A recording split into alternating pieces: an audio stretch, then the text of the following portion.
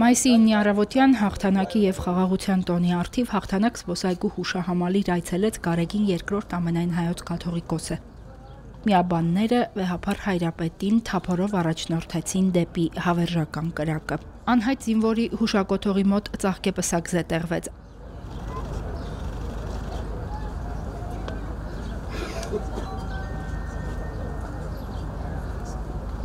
Այնուհետև նորին սրբությունը միաբանների հետ ծաղիկներ խոնարհեց հայրենական մեծ պատերազմում եւ արցախյան հերոսամարտերում զոհվածների անմար հիշատակին։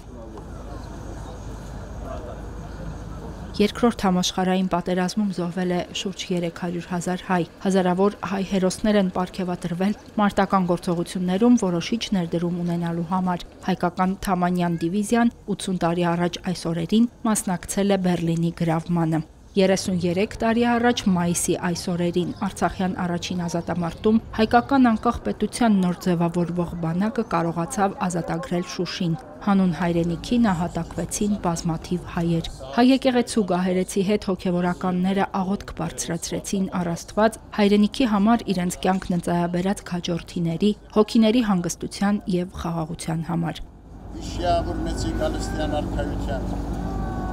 Արարժանի ողորմության, քավության, գիտության նվաց։ Դասավորյալ պայծառացուն Սուրբ Սպաչակողման դասում։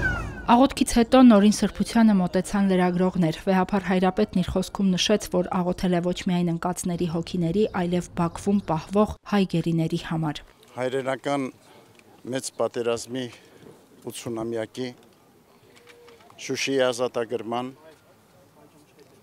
Պաշտպանության բանակի հիմնադրման հիշատակության նվիրական այսօրը հաղթանակի եւ խաղաղության տոնին մեր հոգևոր դասի հետ աղոթք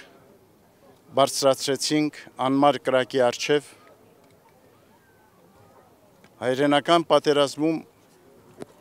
եւ արցախյան գոյամարտում զոհված մեր քաջարի զավակների եւ Բաքվում պահվող գերեվարված հայրենիների ու նրանց սիրելիների համար։ Աղոթք բարձրացրեցինք հայցելով երկնավորից նաեւ որ զորացնի մեր ժողովրդին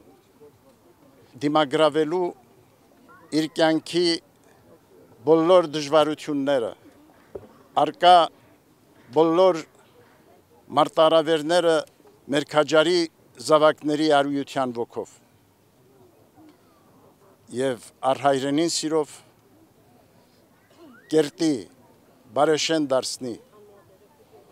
հայրենի մեր երկիրը եւ բարոր մեր ժողովրդի կյանքը։ Թող Աստծո սերը, շնորհը միշտ ուղեկից լինի մեր ազգին այսօր